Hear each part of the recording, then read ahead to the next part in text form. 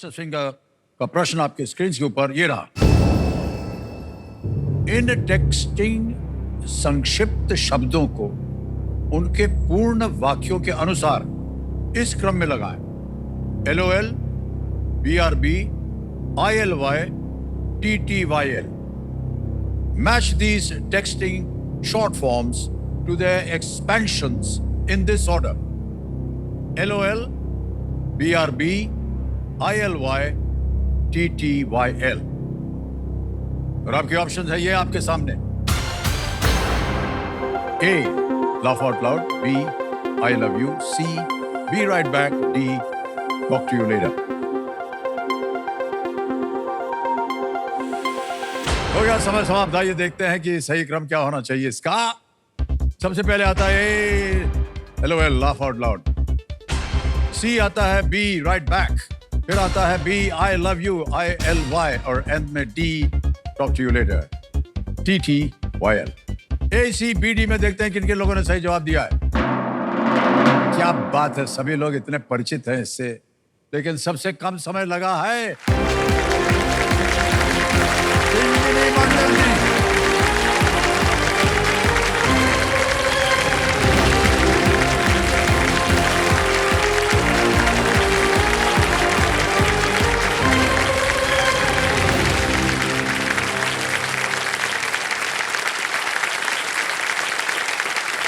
1.89 seconds. मुझे लगता है ये सबसे कम समय इस सीजन में है। 1.89 सेकंड में आपने उत्तर दिया है। और सबसे बढ़िया बात जो हमने देखी, आपके चेहरे पर या शरीर में कोई भी वो नहीं था। बहुत से ऐसे कंटेस्टेंट उछल के वहां पहुंच जाते हैं, घर पहुंच जाते हैं, लेकिन आप चुपचाप से आकर के बैठ गए। आप ठीक हैं? हाँ, बहुत नर्वस हूँ। नर्वस है? हाँ। ये ऐसे ही सब लोग बोलते हैं, नर्वस है, कुछ नहीं। बढ़िया है। बहुत बहुत बधाई आपको शिंजनी जी। शुक्रिया। और बहुत सारी बातें करेंगे आपके साथ। हाँ बिल्कुल। इतनी जल्दी आपने ये जवाब दे दिया। ये जो शॉर्ट टेक्सटिंग है, ये आपने कैसे सीख लिया है? करती थी, बहुत टेक्सटिंग करती हूँ, बहुत दोस्तों के साथ टेक्सटिंग होता है। फिर कोविड था, हाँ, उसमें तो पूरा घर में ही बनते हैं, तो सभी के साथ इतना बातचीत होता था, तो ये शॉर्ट फॉर्म से बहुत आसान हो जाता था बात करने का। तो देव सन्नो हॉट सीट पर विराजमान हो चुकी हैं बहुत शर्माते हुए शिंजनी मंडल जी। बात बता दें आपको, ये Indian institute of science Bengaluru में बायोलॉजी की पढ़ाई कर रही हैं।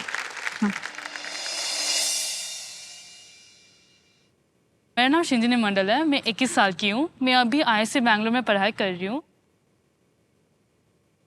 मेरे मम्मी पापा जो है वो दोनों इंजीनियरिंग है और दोनों काम करते हैं। जब मैं छोटी थी तब मैं बहुत खेल कूदती थी, बाहर बहुत घूमती थी, पर मेरी मम्मी को लगता था कि क्या होगा, पढ़ाई नहीं करी, क्या कुछ करने करी है। फिर मम्मी ने मुझे 11-12 में चैतन्य भेज दिया कि एक ऐसे जगह में जहाँ पर फ़ोन अलाउड नहीं है, एक हॉस्टल जैसा।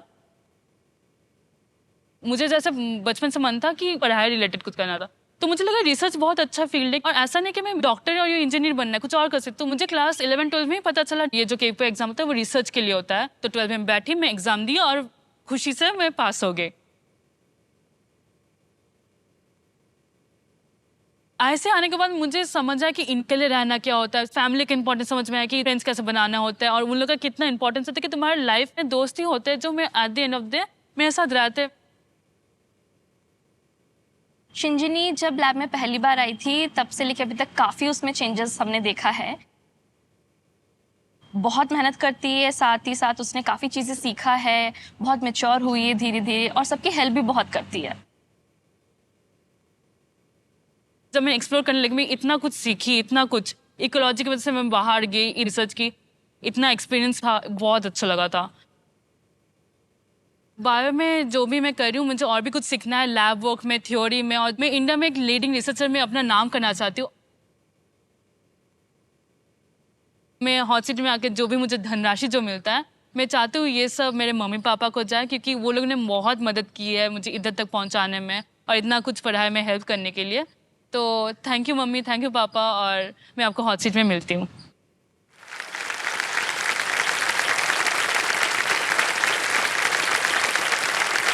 इंडियन इंस्टीट्यूट ऑफ साइंस नाम पढ़ते ही जो है घबराहट होने लग जाती है।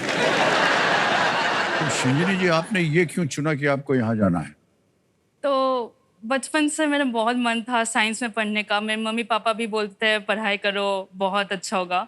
तो फाइनली हो रहा था मेरे जीवन में कि हाँ, मैं 12वीं के बाद में एक साइंटिस्ट बनने के कुछ कर रही हूँ। फिर जॉइन की, फिजिक्स, केमिस्ट्री, मैथ्स, बायो सब में पढ़ाई की, और फिर बायो में ऐसा लगा कि हाँ, मुझे बायो बहुत मज़ा आ रहा है, बहुत पसंद है। तो मैं बायो लेकर पढ़ाई की, तो बहुत मज़ा आया।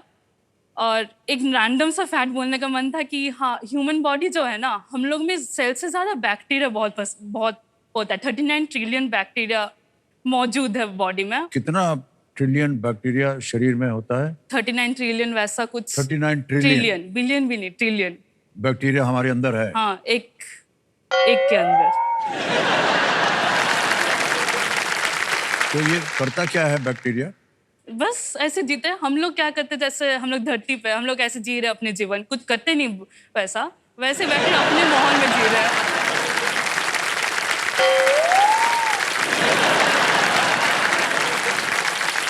ऐसा है देवी जी, अगर कुछ करते नहीं तो हमारे अंदर क्यों घुस के बैठा हुआ है? अच्छा सा एनवायरनमेंट है, टेम्परेचर अच्छा है, पानी मिलता है, वो एक सरफेस में रहते हैं ना, तो एक सब लोग एक साथ, इसे नहीं, हम लोग में नहीं, पर सब जगह में है। हम उसकी देख रेख क्यों करें? हम लोग नहीं करते, वो लोग अपने आप मन कर लेते हैं। उन लोग का एक खुद का एक कम्युनिटी होता है, एक कुछ बैक्टीरिया खुद हमको खाना नहीं बनाता चाहिए है। ये कम्युनिटी हमारे यहाँ। इसको बाहर कैसे निकाला जाए? मार सकते हैं, पर उन लोग को मारने की जगह हम लोग खुद के सेल्स भी मार सकते हैं वैसा। तो हम लोग खुद अगर मारना चाहते तो हम लोग खुद को भी मारना पड़ेगा, वैसा हो जाएगा। तो वो नहीं कर सकता, ये इन लोग के साथ ही जीवन बिताना पड़ेगा। यानी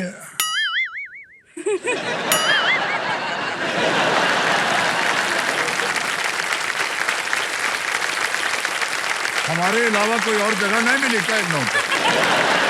आ करके बैठ गए अंदर हमारे। पर इसका हमको समझ में नहीं आ रहा, काहे अंदर आए हुए हैं? ये तो बड़े गजब बात आपने पर बता दी। डरने की कोई बात नहीं है, इतना कुछ होगा नहीं होता ऐसा। अगर हम लोग का खुद का इतना लाइक हाइजीनिक रहे, हमेशा नहाए, हमेशा हाथ धोए, तो इन लोग का जो होता है, जो बुरे जो बैक्टीरिया था वो कम हो जाता है। क्योंकि अगर हम जब लोग जब आप बूढ़े बोलती हैं ना, बुरे हम थोड़ा बुरे नहीं, घबरा जाते हैं। एक बूढ़ा आपके सामने बैठा है, तो बार बार आप बूढ़ा बूढ़ा बोलते हैं, हमको बड़ी तकलीफ होती है हमको। तो क्या बताएं भाई साहब। चलिए शिंजनी जी, आप जो भी कर रही है आप खुश रहे उसमें। कभी भी आपकी मुलाकात उस बैक्टीरिया से ना हो, और यदि हो जाए तो उसको बोले भैया कहीं और ढूंढो जगह, हमारे अंदर घुस के बैठे। ऑलराइट, कंपेनियन के रूप में आप शायद अपनी माताजी को लाई हैं। हाँ। प्रणाम करता हूं आपको और स्वागत आपका हमारे इस कार्यक्रम में। तालियां बज जाए माताजी के लिए।